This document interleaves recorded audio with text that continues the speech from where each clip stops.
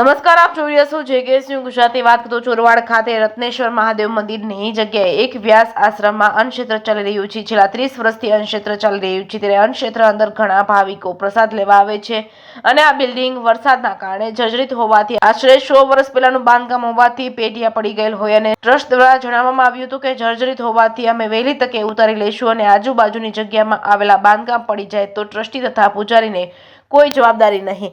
ટ્રસ્ટીઓ દ્વારા સૂચના આપી છે તથા ટ્રસ્ટી એક યાદીમાં જણાવ્યું હતું કે છેલ્લા 17 વર્ષથી અન્નક્ષેત્રનો ખર્ચ સંપૂર્ણ ખર્ચ યોગેશભાઈ પાઠક દ્વારા સંપૂર્ણ ખર્ચ આપવામાં આવે છે તેવું એક યાદીમાં અન્નક્ષેત્રના સંચાલક રામચંદ્રભાઈએ જણાવ્યું હતું। જેકેએસ ન્યૂઝ ગુજરાતી સાથે પ્રતાપ સિસોદિયા, માળિયા હાટીના।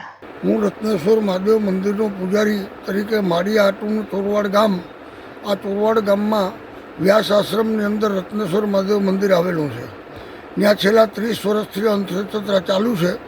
આ અન્નક્ષેત્રની અંદર ઘણા ભાવિકો જમવા આવે છે અને આ અન્નક્ષેત્ર બહુ જૂનું હતું। 100, 125, 150 વર્ષ પહેલાંનું અન્નક્ષેત્ર છે। ચૂનાનું બાંધકામ હતું અને આખું અન્નક્ષેત્રનું ધ્રાબા સહિત પઢિયા સહિત આખું પડી ગયું, તૂટી ગયું, કોઈની જાનહાનિ થઈ નથી।